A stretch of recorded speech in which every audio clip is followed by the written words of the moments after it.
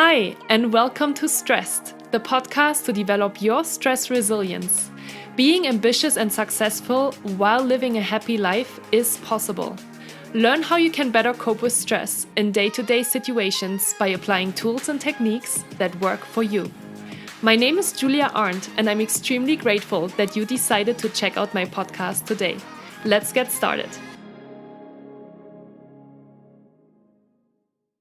Hi, Sue-Ann. I'm so excited to have you on my podcast today. How are you?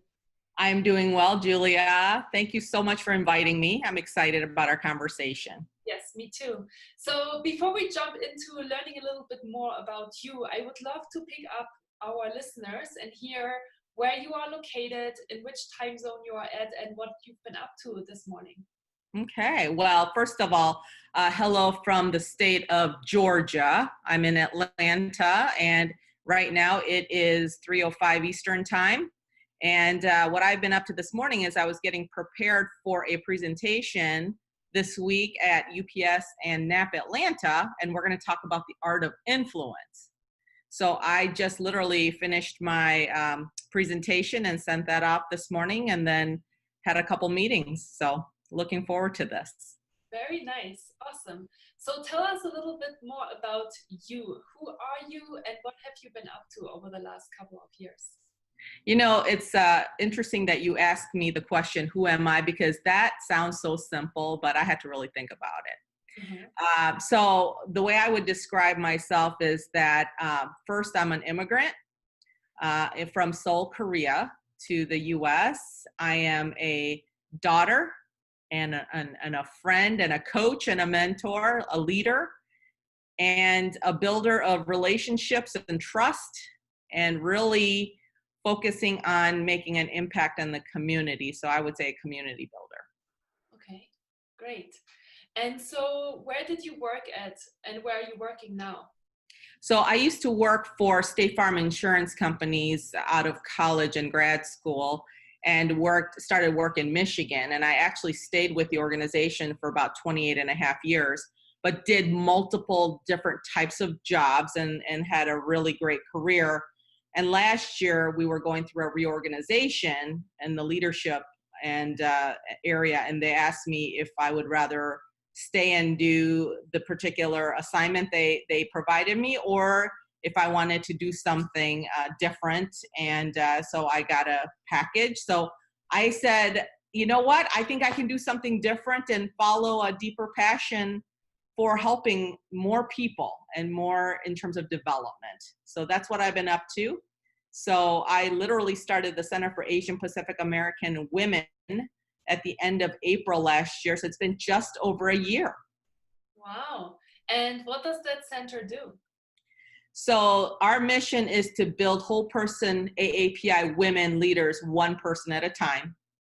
Okay. And we want to be the premier organizations that others come to for expertise in developing women and to pursue whatever it is that they want to pursue in their life and their purpose. Okay. Wow. That's so impressive. So basically you came from Seoul, Korea at what age? I was 8 years old, and I actually flew by myself from Seoul, Korea, and then ended up in the Upper Peninsula of Michigan. Okay. And so that was really a culture shock and a big change for me. Mm-hmm. And it was a life-altering change, but at the same time, amazing, because she really changed the trajectory of my life. Yeah. And did you come with your parents, or you said you took a plane by yourself? Did your parents come afterwards, or was it just you that was sent to the US? That sounds logical, but I came to the US by myself. I was actually adopted by my aunt. Okay. And she knew that, my parents needed help. And so she decided to adopt her younger sister's daughter. Okay. And she was single, actually, when she adopted me. And she was actually assistant professor. And so it was just the two of us for a long time, and it was a really interesting journey because I had to get used to having her as mom. Mm-hmm. Yeah. So you lived in Michigan and you got there at the age of 8, and I assume you didn't speak any English? I did not speak any English. I remember on the plane over, I was copying the alphabet to learn how to write the alphabet. And I think I used to always put the S's backwards. I remember that because the S's were hard. I don't know why. Yeah. But I learned and I did my best. I got a tutor. I had a high school tutor. My aunt made sure that I had really an opportunity to learn English well because she wanted to make sure I did not have an accent. She thought that that was something that was detrimental for her because of the discrimination that she felt during her time. So that was one of the things that she was very, very insistent is to have a tutor. Wow. Well, I can confirm that you don't have an accent at all. Just a Michigan accent. Not like the German accent. So, I mean, we definitely have something in common there as well, right? I've never really considered myself as an immigrant, more I think as an expat, but, you know, I've been living over 6 different countries over the last 12 years. So I've been a foreigner in many different countries over the last couple of years and had obviously really different experiences in different countries. Yeah. I think that's amazing and so much to learn from that, you know, from being foreign born and coming into different countries. And I think what you're doing is phenomenal. Thank you. So what was so it sounds obviously there's a huge passion behind helping Asian Pacific women to get into leadership. And I want to learn a little bit more about where that motivation came from. Why did you think about doing that? And yeah, how does that connect to your own experience and journey? So one of the things that I think is important is that as I think about the career trajectory I had a lot of really futuristic leaders who I think invested in me. So I had to really think about what is it that they did to help me progress, and then in turn, what can I do? So here's an example. When I first started, I went into an area in State Farm I knew nothing about. So like data processing, my major was business. I knew nothing about data processing and all the things that are associated with it, learning about job control language. What I learned very quickly is that it's a lifelong learning. You have to be a lifelong learner in order to succeed. So that was the very first lesson that I learned going into these different areas that I knew nothing about. And people in certain places, my boss, especially my first supervisor, she was confident in what I was able to do and like really gave me that bold, you know, that confidence level and the boost and opened the doors. But none of my mentors at that time and none of my supervisors at that time were Asian American. It was all pretty much Caucasian leadership team. So I kind of grew up the only. And I got used to that throughout my entire career until I got to that department head level. Then I reported to an Asian American, my first Asian American department head boss, who said, "What are you still doing here?"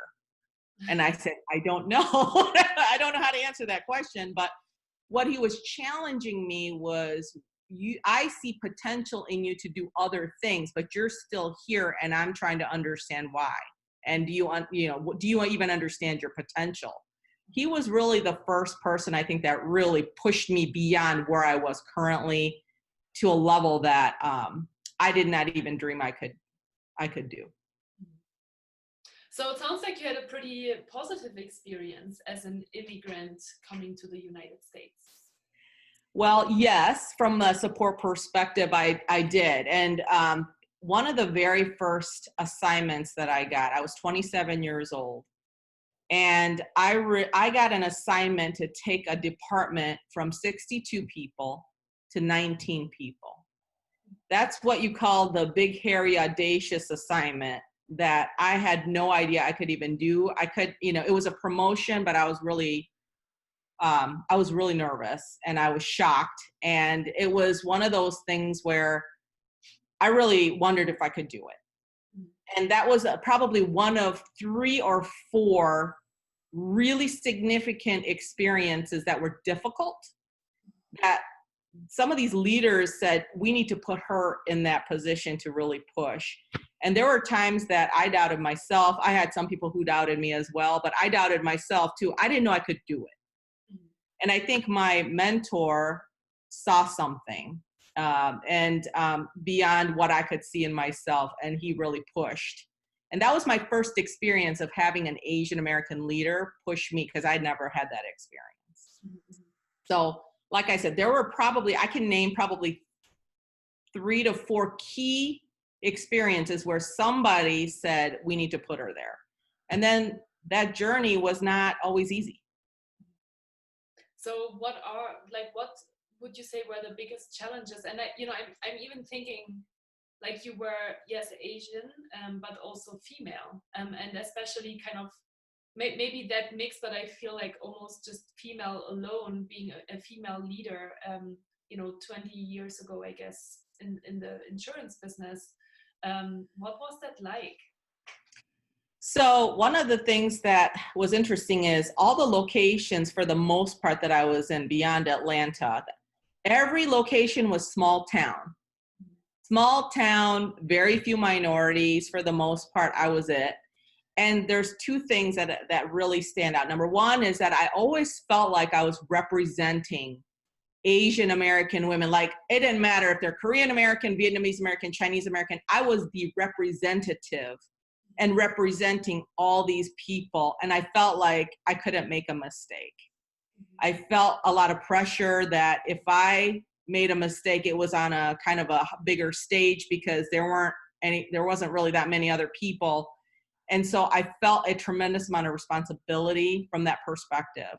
The second thing was, the unintended, I'm going to say the biases that came with being a female Asian woman, where I saw certain peers get treated a certain way, but then when it came to me, I felt it was different. So an example, I had a peer who was a trainee, just like I was, to go into second line leadership and beyond. The department at the time would, she was a white female, and he was like very much mentoring her directly and making sure that she had what she needed. When it came to me, however, he asked if I wouldn't mind reporting to a second line level leader.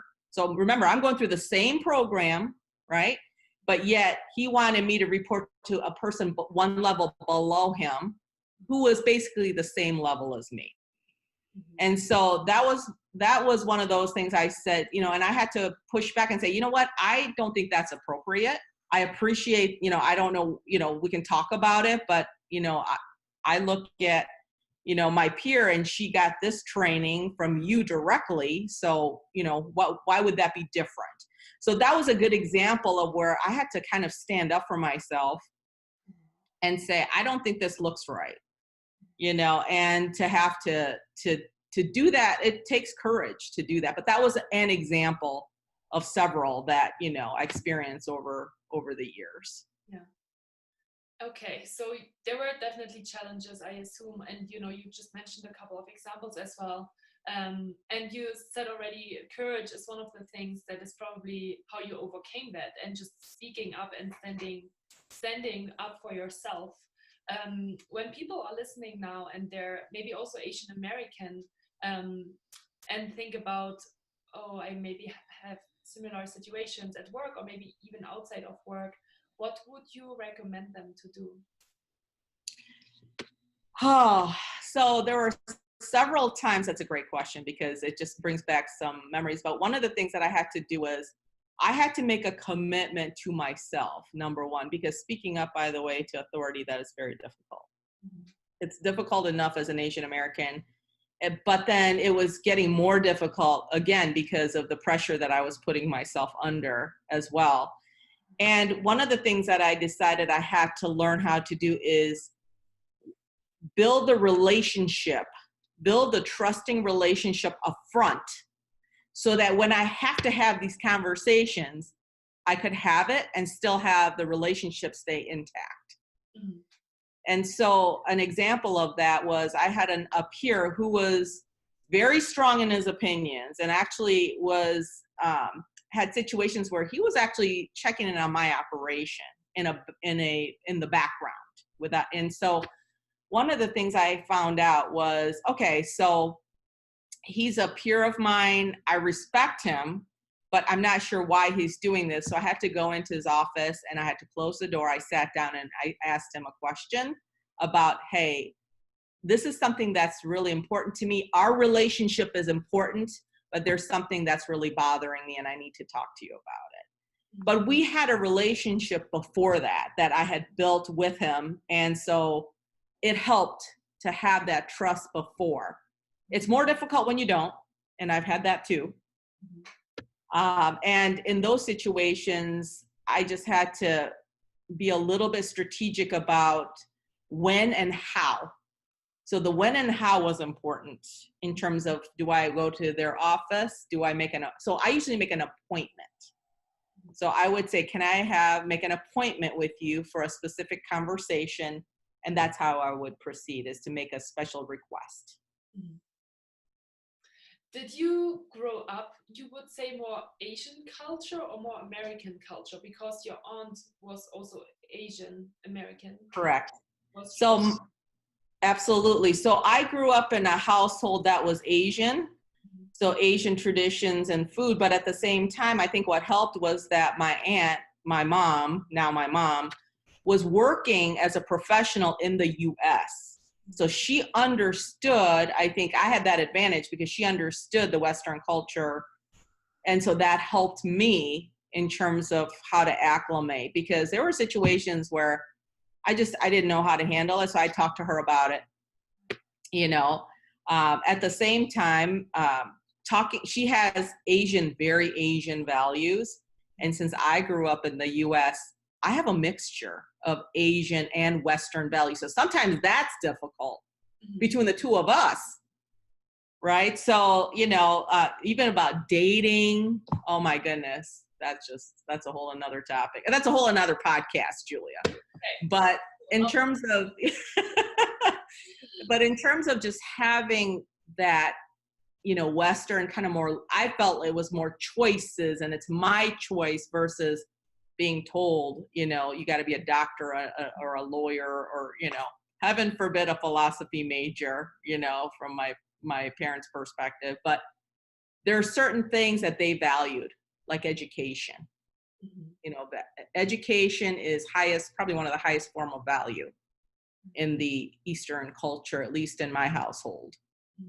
And so there are certain things that we agreed on and there's certain things we did not agree on. And so that makes it interesting dynamic on top of the professional piece. Yeah. Okay. So I'm trying to kind of put the pieces together because I'm seeing a super inspiring, powerful woman in front of me. And I wonder, was Sue Ann always like this? How were you when you came over to the US? What experiences shaped you as a human being? Or, were you maybe really different growing up and then you just had to step up over and over again in order to become the person that you are today? So my earliest experiences, I think when I first came, I remember the very first decision I had to make on my own at 8 was when I got off the plane in Hawaii, I needed to figure out which bus to take in order to get to customs, because there was a gap between somebody watching me and me getting to customs. So I watched this one woman who I knew was staying in Hawaii. So she went on one bus, so I picked the other one. Okay. So one of the things I learned immediately is that I can figure stuff out. And then the second thing that I learned was because we moved a lot with my mom's job, when she was a professor and she moved around quite a bit, is that I learned to adapt, like observe the environment and adapt very quickly and figure things out, how things worked, who was making the decisions or whatnot. So one of the things that I think I learned very quickly is how to assess my environment. It was almost like survival, if that makes sense. Yeah. So that worked well in the corporate space, because you have to almost observe and figure out, because as I tell people, even though you think it's all about logic, it is not always about logic. So what is the relationship? Who makes the decisions? People could be at the same level, but somebody has more influence than another person. So I think those were great lessons to learn. And the other thing is, I learned how to give value. So what I mean by that is I needed to give something first, sometimes to break the ice and or to build trust.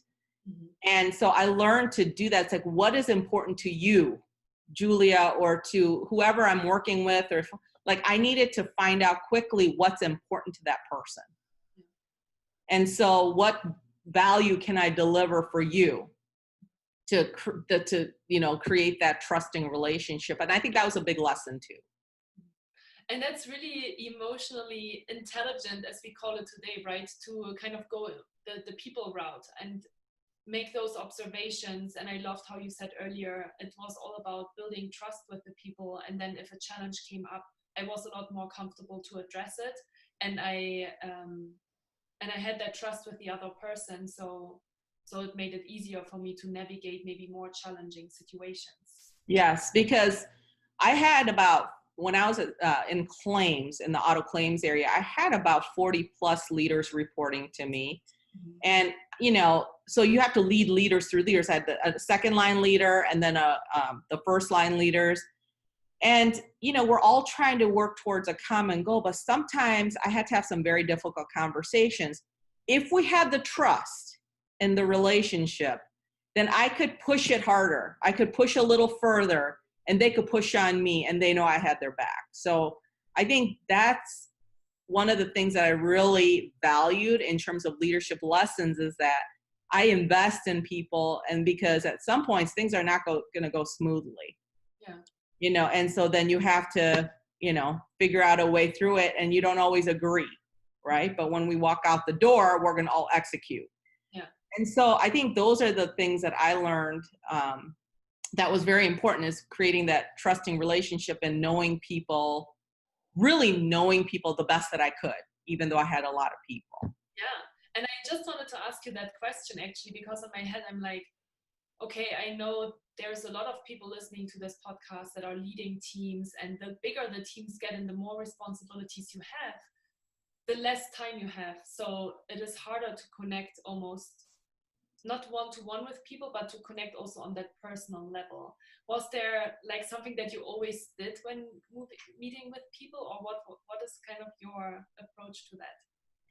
My people, to me, that was the most important, because if I could help my people, support my people, they'll take care of the customers, right? So for me, I would reach down. I tried my best with the time that I had to 1 to 2 times a year, I would meet with every leader, even for 15 to 30 minutes, and talk about their development, what's going on in their world. And they all knew this about me, which was, when they come into my office, it's kind of like, what's your plan? What's your development plan? And what are you doing right now? And so what is it that I can do to support you? So they probably pretty much knew I was going to ask those questions. Okay. And then, learn a little bit more about what's happening with their families and whatnot. But to me, that was important time for us, even if it was short, because I got a temperature of where they're at, where their minds are. They can ask me whatever they wanted. And whether I could answer it or I can't answer it, I would tell them. If I can't answer something, I would tell them that. Yeah.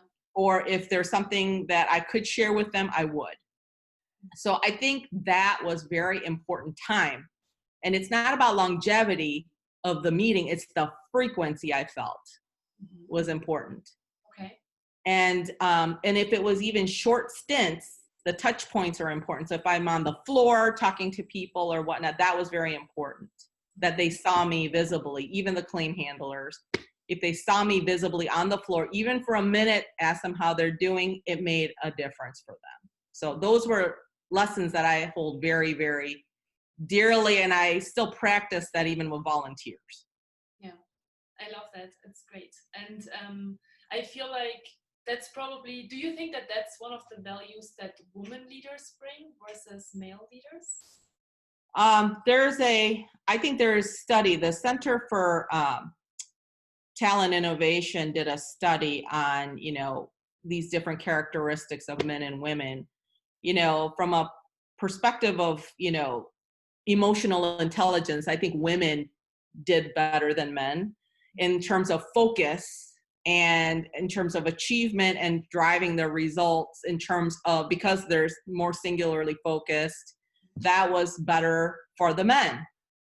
And so I think there is something to be said about women and their ability to have these kind of, and I don't want to say men aren't nurturing, because there are men who are nurturing and all of that, but I think women do well with that. And so that's part of it, is not only am I going to talk to you about, the work, I'm going to talk to you about little bit more about maybe your family, your life, maybe a little bit more holistic view of that person versus just what are you doing to deliver results.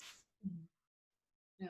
And I think it's a really interesting fact to know, because then because you're a trainer as well for companies, it's like, okay, men need maybe more tips on emotional intelligence, and maybe women more tips on how to be focused and productive. And yes, because we get all multitasking and we think that's more productive, but I think science really shows that it's really not that much more productive to be multitasking. It's better if you focus and move on to the next thing. Yeah. So that's huge. The other thing I was going to mention a little bit is this whole concept of emotional tax. And what I mean by that is, as a minority and a female, you do have this emotional tax in the workplace, where you're exerting energy to decide whether or not you want to take a risk on saying something or not take a risk. And there's a little bit of being on guard. And I felt that, and some of that's me, and some of it is what kind of response you get, when you do speak up. Right? So if you're supported, if your ideas are supported, or if at least they're listened to without being dismissed, then you're going to do more of that. Right? But if you feel like you're being dismissed, then, you're not going to be as risk-taking, probably, because you've had not a positive response. Yeah. And I've had both experiences. I've had bosses who are awesome at listening, actively listening, and really understanding what you're trying to convey. And I've had others who will cut you off, and so I've had both experiences. So it shaped whether I spoke up or didn't speak up. And yeah. I mean, that's a powerful subject, because a lot of people, because of especially the negative experiences, they then bring that into their next experience, into their future experience, or in their present experience, and they might get triggered, or they might be afraid now, because their experience in the past was that they spoke up and people didn't appreciate it. How do you teach Asian American women, and also I'm sure this is completely applicable to everyone, how do you teach people to overcome these things? Well, when I was a first line supervisor and I was in a meeting with my vice president, I think I broke out into a sweat when I had to speak up. I think I broke out into a sweat. And one of the things that I had to really do is sit there and go, what is the one thing I can contribute? No matter what the meeting is, and I call it the get in and get out method. So get in and get out method, meaning I can go in, get my idea or my thoughts in early, and then get out. So I don't have to continue to engage in the conversation, but can I get my thoughts out there? Because it's all about showing how you think as a leader. And so that's an important piece of information, right? As a leader, if you're interested in moving up, people have to understand how you think. And so I think the get in and get out method is one, especially if you're an introvert and you hate speaking up, you're in your own thoughts, that's easy to do. But by then, and you've worked it all out, the conversation's over and you're on to the next topic, right? So that's one method. Another method is, I call it piggyback. So what I'm going to say is, oh, okay, Julia, that's a great point. And let me add on something else that I think would be maybe helpful, or it's an additional idea to build off of what you just said.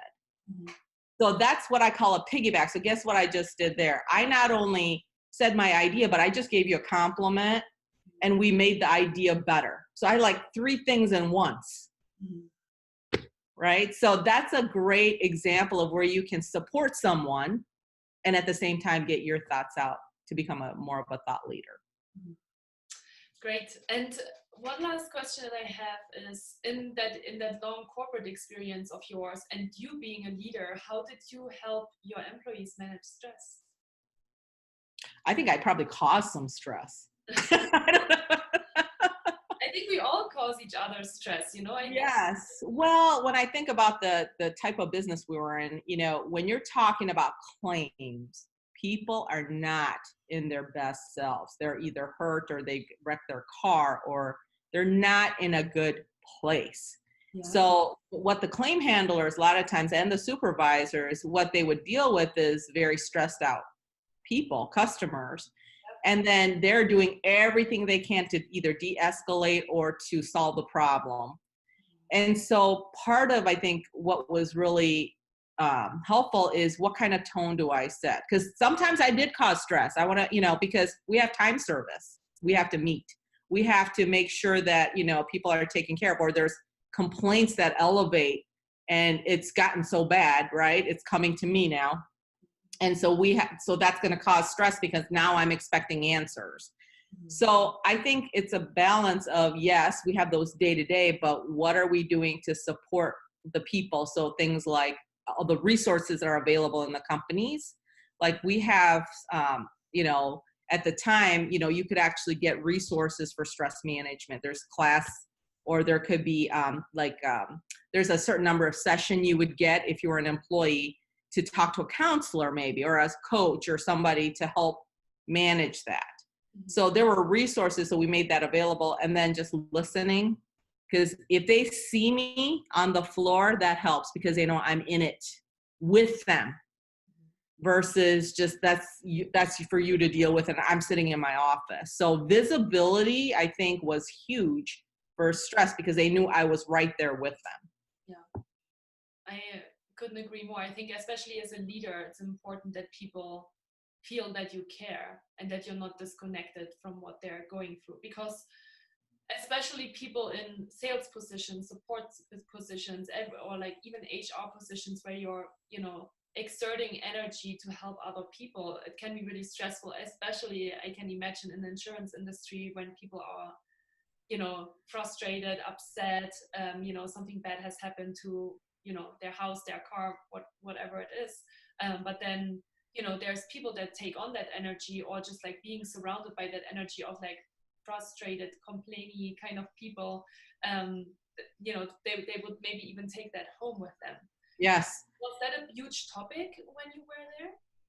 Yes, it was a huge topic, and I think it still is a huge topic. And I was going to also say that when I think about the current position that I'm in and stress, a lot of women and men actually who come to talk to me, really, a lot of times they're just completely out of balance in their lives. So they're stressed because there's so many demands on, you know, whether it's family and kids and, you know, trying to take care of their parents and all this. So the stress is just, and there's no time for themselves. There's never any carved out time for self-care. So that's where I see a lot of stress, and or people have gone through divorce or life changes.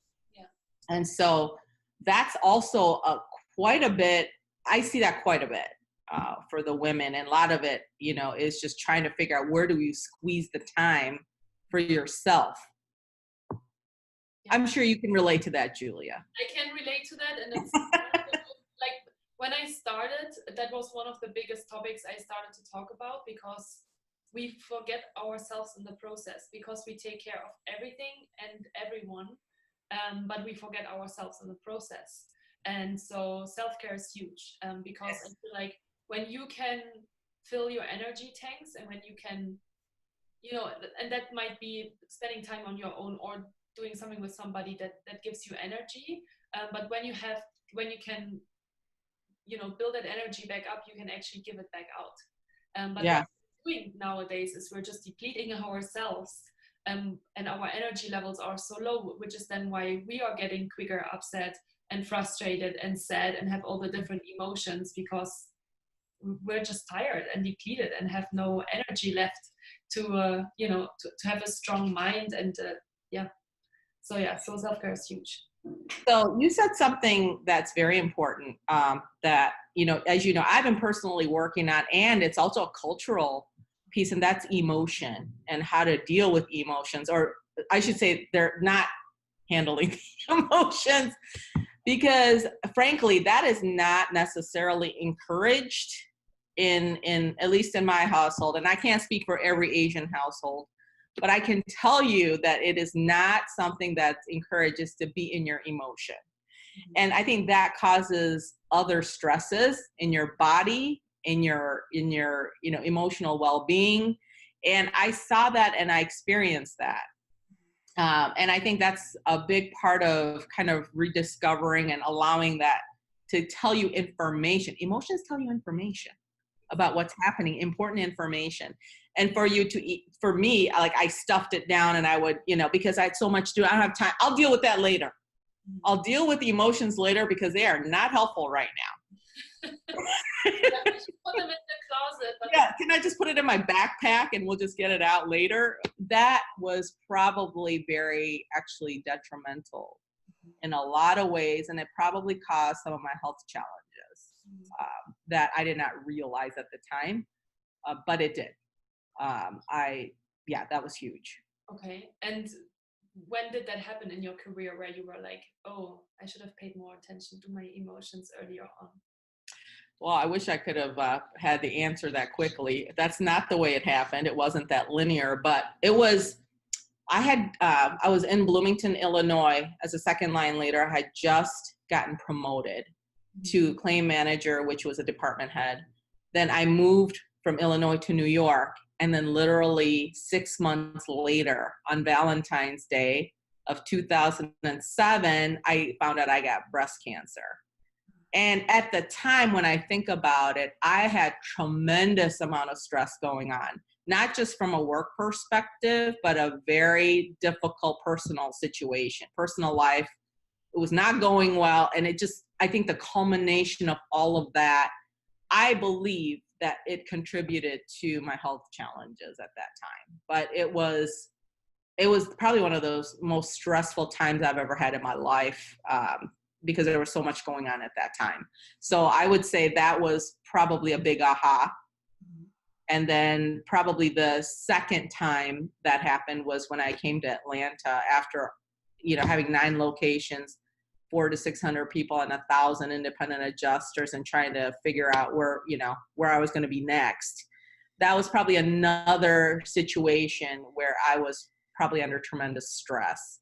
And then, not too long after that, I found out I had diabetes.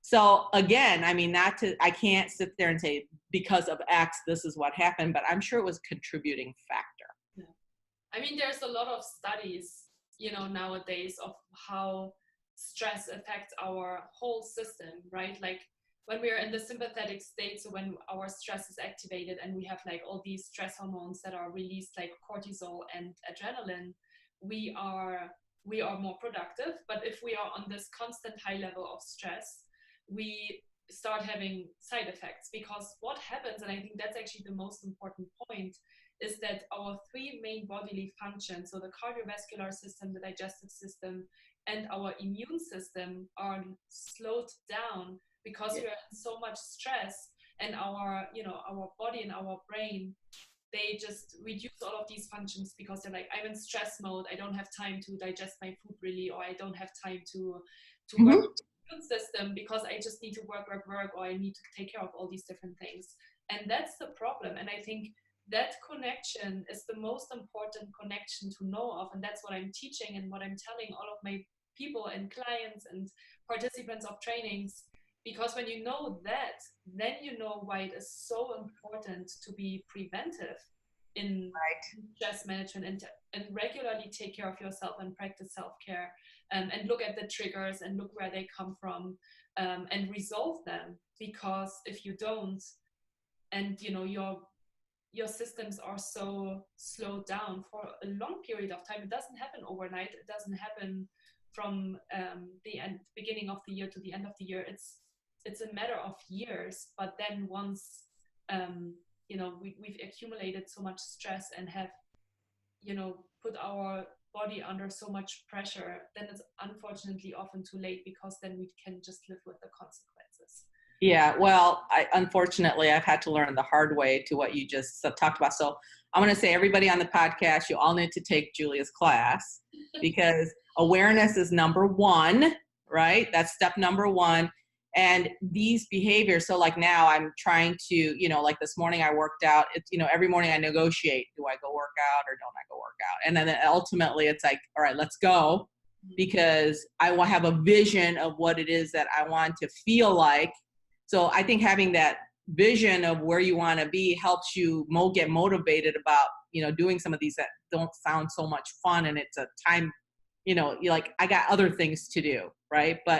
And we always had other things to do. That's right. That's exactly right. So I think that's huge. And then I did want to mention, from a perspective of AAPI woman, when I think about, the APALI program under CAPA, which is the Asian Pacific American Women's Leadership Institute, one of the things that we really emphasize is this whole, like, what are you doing to really look at yourself and your relationship with yourself, in terms of, because that causes stress too. If you don't have a good relationship with yourself, that is a big issue, right? So that is one of the very first things we talk about and address, is the who am I? So when you asked me that question about who am I was like, ooh, that's a big question. Mm-hmm. And then the other piece of it is, so what? And I think you're the very first interview guest that took that question so literal.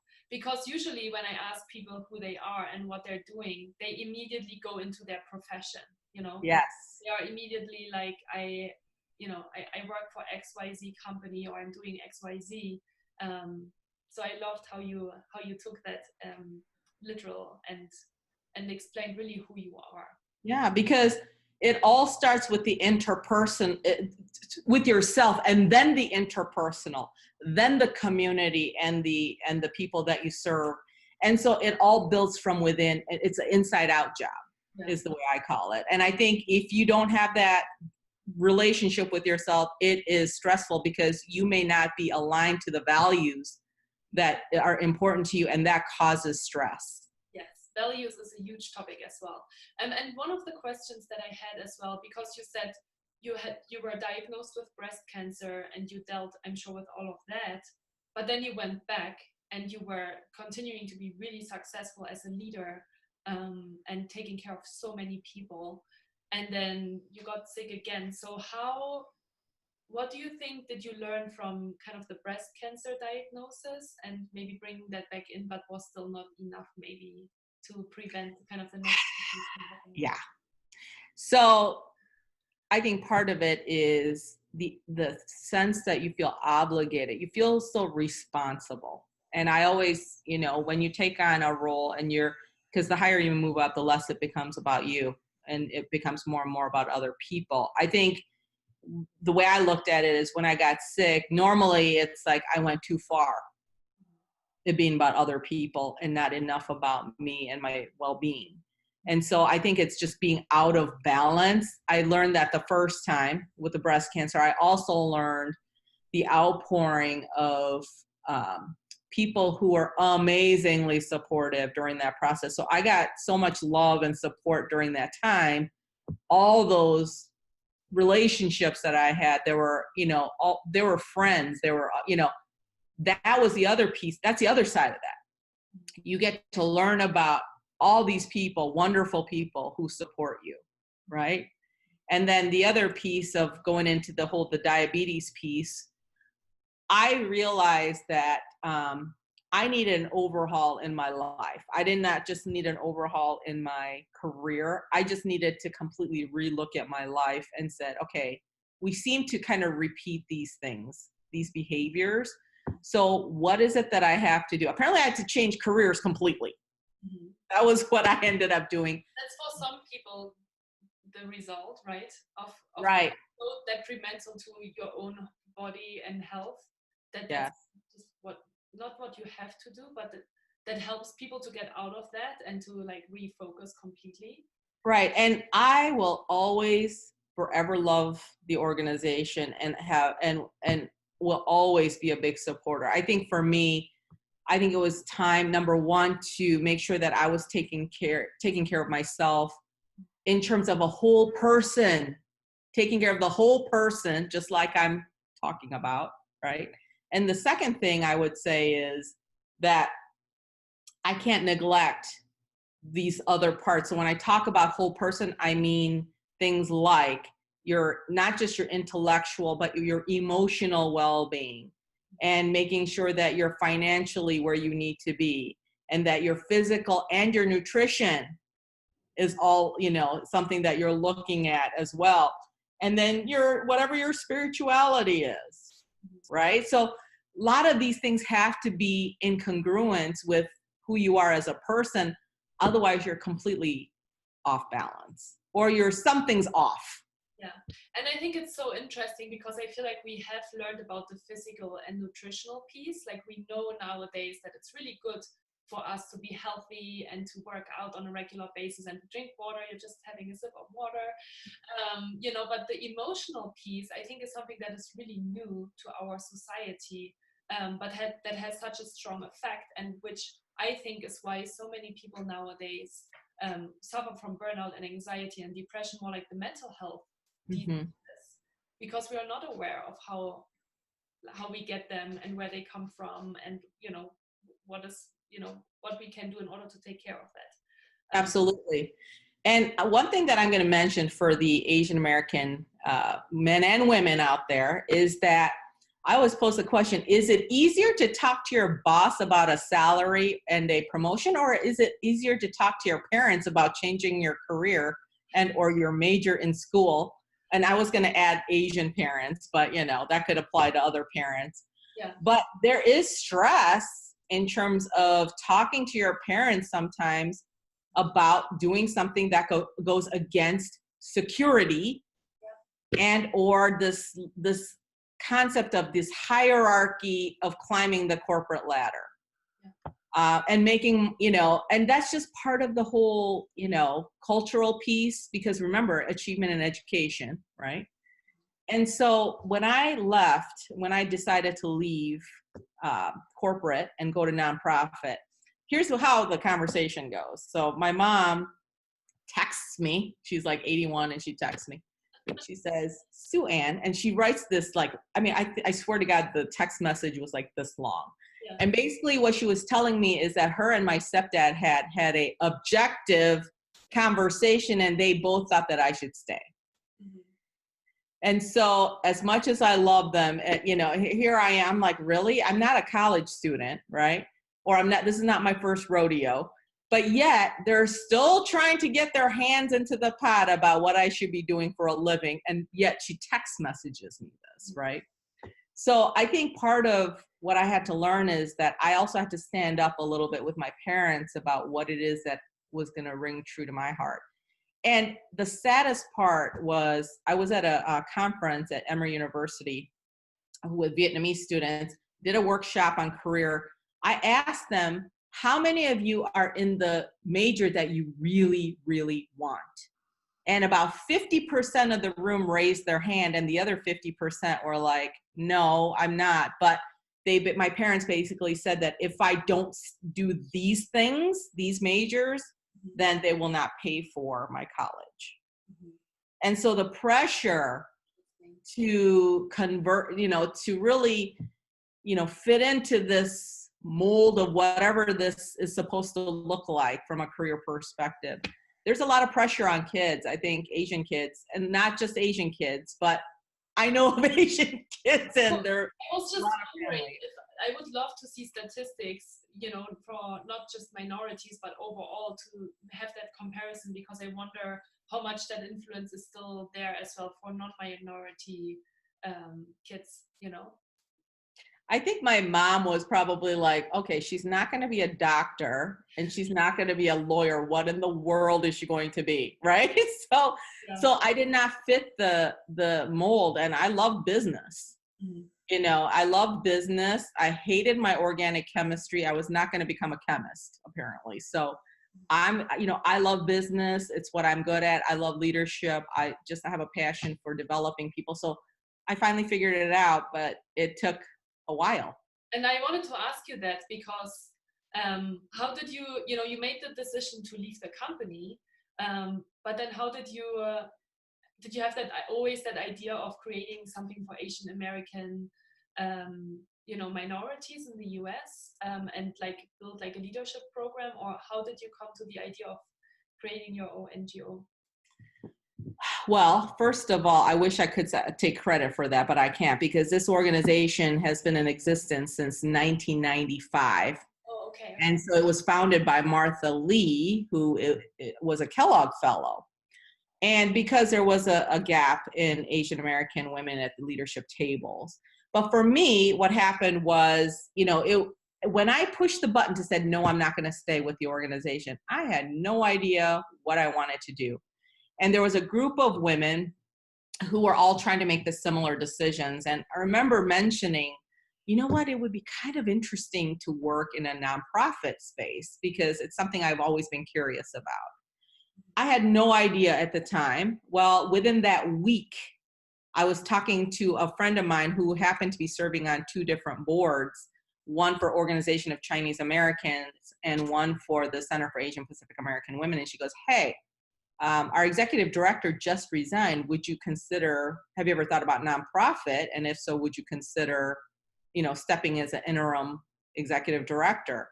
And I was like, I don't know. I don't know. Let me think about that.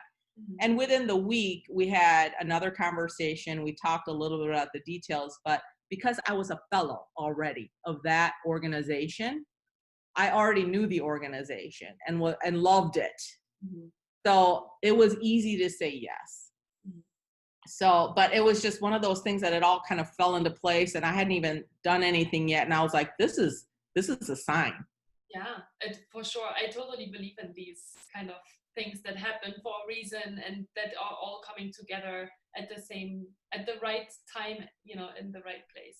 Yeah. And I have to say, everything that I learned, all the leadership skills that I learned, it all transfers into this nonprofit space. And that's been so helpful. And I'm so grateful for that, for all the years of training. And I did get some pretty phenomenal training at State Farm. And it's one of those things where you're like, wow, yes, I can apply all of these things and for the good of this nonprofit organization and really do something to help people. And I'm so grateful for that. Yeah. Well, you just answered the question that I always ask my podcast interview guests. The first question is always, what are you most grateful for? And you just answered that. So I'm moving right to the next question, because the next question I love to ask that question. I feel like I've already learned so much wisdom from my guests because they have so much wisdom to share. And so usually the question is, what are your 3 most important wisdoms that you would like to share? And I would like to even make it a little bit more specific for you and ask, what would you share for minorities? What was the biggest 3 wisdoms that you had to learn and that you would like to share? I think number 1 is, it is important to be curious and to be a learner.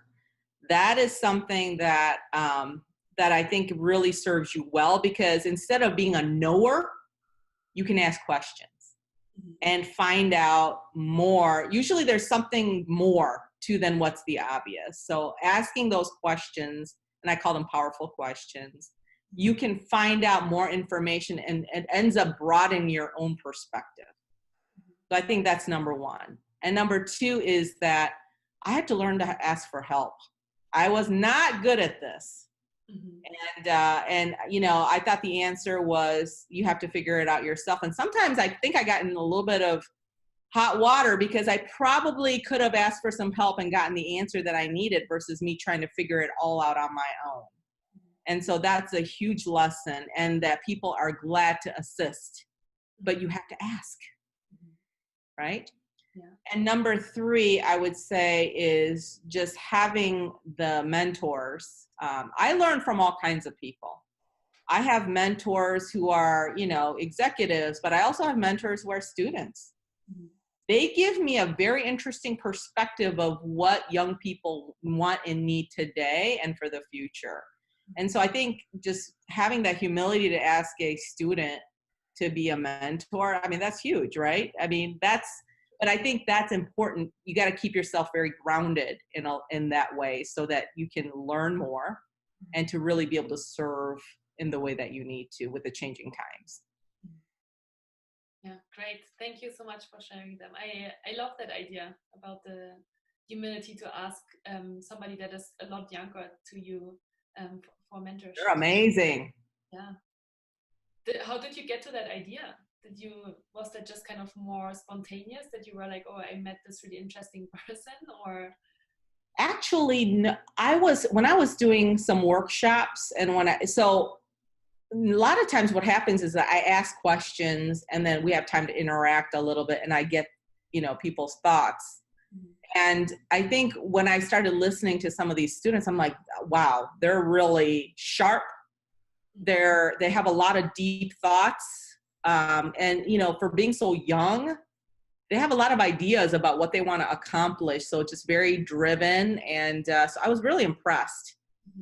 And I think that's what got me to thinking, you know what, I need to get a little bit more. So one of the things I did was I got with a amazing young person who is a founder of the Millennial Asian Chamber of Commerce. Her name's Rhea Kim. I'm going to give her a shout out because she is amazing young woman who is doing rock star work in her own nonprofit. She's got a consulting business and she's also working with the university to develop a class in the master's program. And there's so many inspiring young people right now. I think my goal is to find them and see what I can do to help support and be a catalyst. But that's why. Okay. Amazing. I love that story. Thank you. So do you have a book that you are getting really that will changed your life or that you were super inspired by or maybe read over and over again because you just take so many learnings out of it? Well, have you ever read The Alchemist?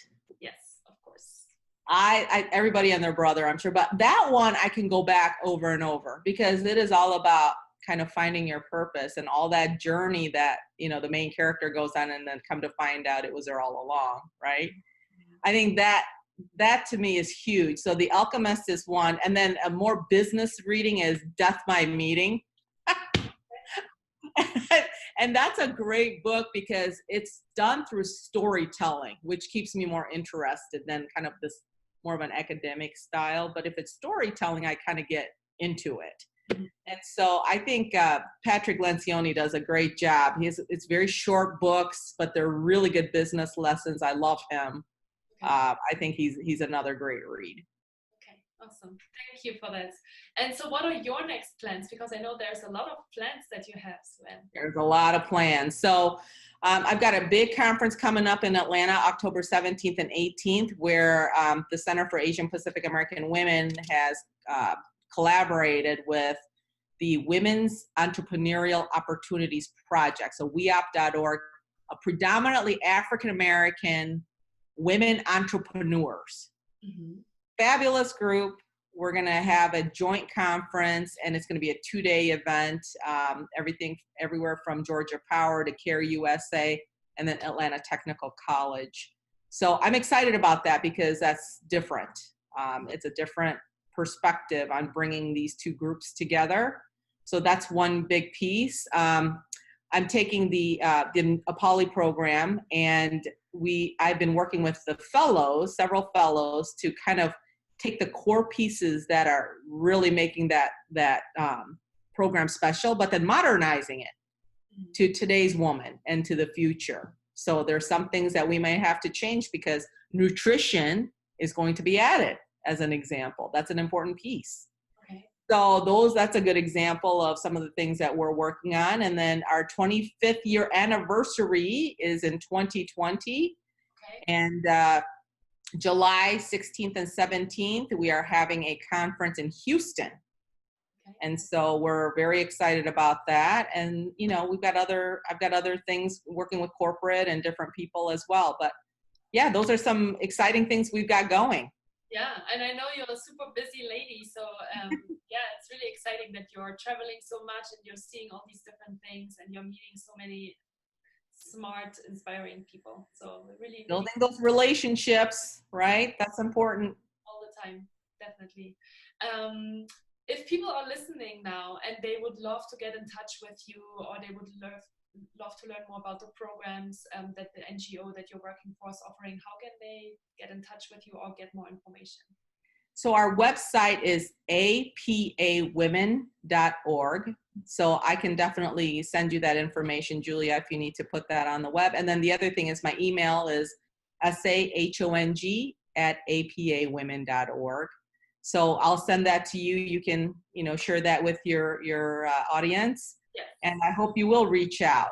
I'm excited about what we're doing and who we're able to assist to find their purpose. Yeah, definitely. I love the work that you're doing. And I will definitely add all of the contact details to the show notes as well, so people can easily access that. So thank you so much, Sue-Ann, for being in the podcast today. It was a pleasure to have you. You're such an inspiring, fabulous, powerful woman, and I'm really excited that our paths have crossed. Thank you so much for having me on your show, and excited to hear more about what you're doing as well. Thank you so much, Sue-Ann. Talk to you soon. Bye. All right, bye-bye. If you enjoyed this episode, I would be extremely happy and grateful if you could leave me a comment and a 5-star rating.